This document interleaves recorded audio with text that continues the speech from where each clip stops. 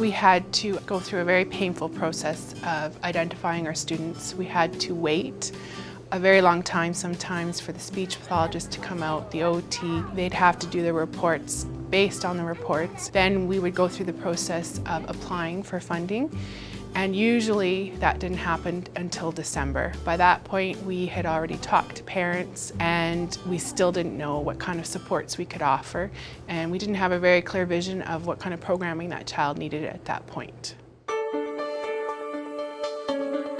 It was about 4 years ago we had the wonderful opportunity to sit at a table with Alberta Health, with Alberta Education, with Edmonton Public Schools, and with, of course, Edmonton Catholic Schools.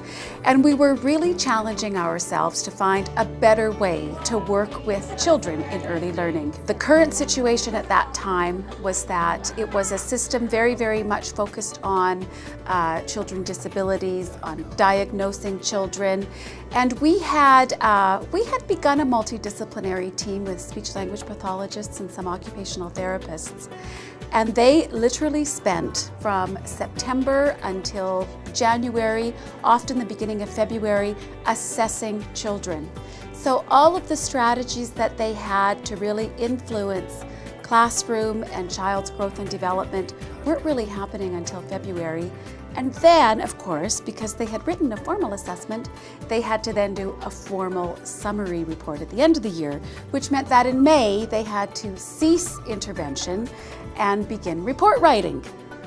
So we sat at this table and we thought, my goodness, is there not a better way to do business? Is there not a better way to use this funding from Alberta Education to better meet the needs of children, of teachers, and of families? Our district was very forward-thinking, understanding that any change in delivery of program also requires professional development. So it started with my teacher being able to get support from our consultants on learning how to administer the I.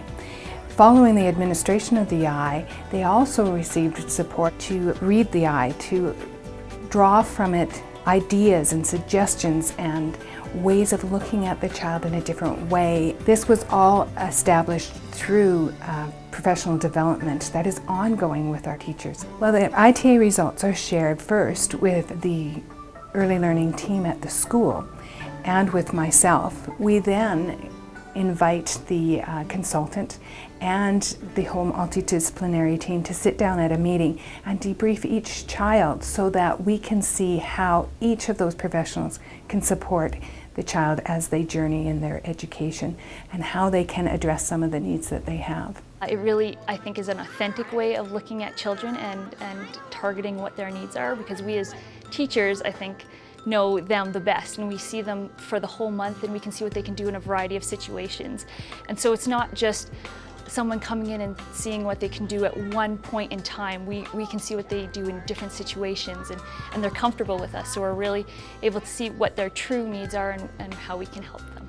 The I was hard to start with for us.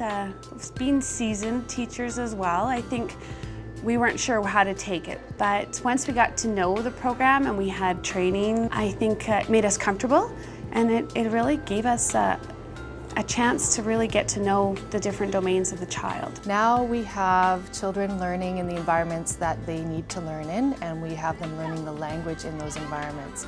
So what we do is not isolated anymore. It's not taken out of context. We have everything within their world. So the words they need to know, the sounds they need to use, those we help them with in those moments in the classroom. So then you end up with therapy really that happens all day. It's not therapy, it doesn't look like therapy, it just looks like good language learning. We collaborate a lot more on the strategies that they need to use. I was using the strategies on my own outside of the classroom, but now everybody uses the strategies.